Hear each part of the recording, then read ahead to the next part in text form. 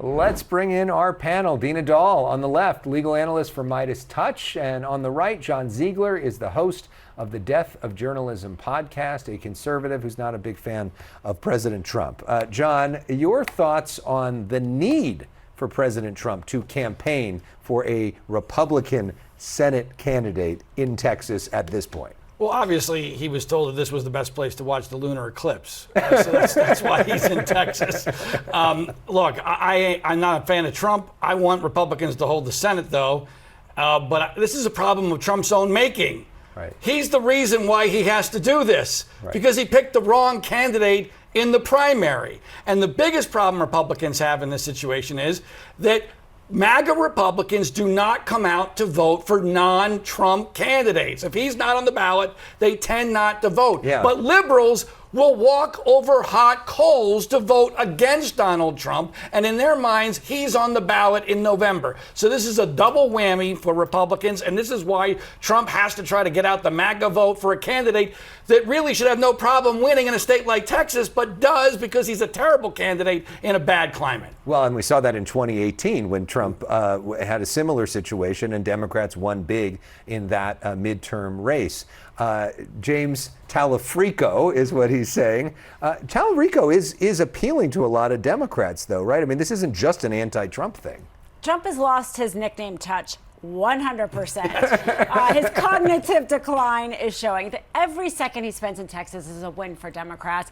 I mean, James Talerico has the fundraising haul he has gotten. He's outraised not only Democrat nominees, Republican nominees for the past decade. Nobody has raised as much money from him. A majority small donors. That shows the excitement that many people who want to actually give money maybe will then also vote for him. So when Trump has to go to a red state like Texas, that's a win for Democrats. Well, it's also interesting that he's campaigning privately tonight and fundraising for him, but not doing a big rally. That's an interesting choice, right?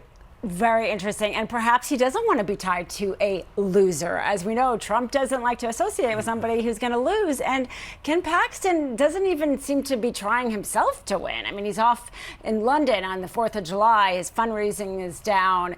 You know, Trump may also kind of realize that Paxton may not be able to pull that off. Well, but how many Democrats have said this about Beto O'Rourke and said this in other times about Texas, and then right at the end, we got so close, and then the Republican takes it?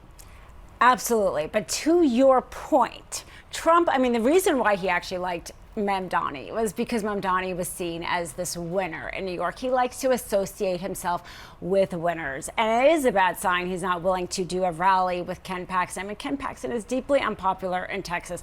To your point, John, he was the wrong nominee. And Trump kind of knows that.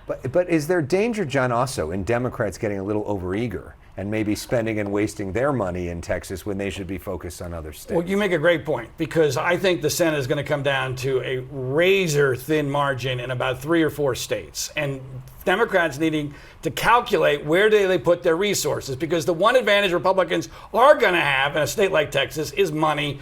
They're going to have plenty of money to get out their vote. And a registration. I mean, there's more Republicans that live in Texas than Democrats. There's no question. The Republicans should win 100%. Texas. 100%. The fact that Trump has to go to Texas is a terrible sign. The fact that John Ossoff appears safe in Georgia is a horrendous sign for Republicans. I think it's going to come down to 50-50. We're going to be up very late on election night in the midterms to determine who will be in charge of the U.S. Senate. And as a conservative, I want Republicans to win, but I'm not that optimistic about it at all right now. And we'll see if it comes down to states that are able to count their ballots on election night, unlike here in California. Right. So in which case we wouldn't know on election night. No Senate race here in California. Yeah, but a lot of red states are up for grabs. North Carolina, Iowa, Ohio, Alaska. So it'll be interesting. Absolutely. Dean and John, you're going to be back with us for the next hour. Really excited to continue to talk with both of you.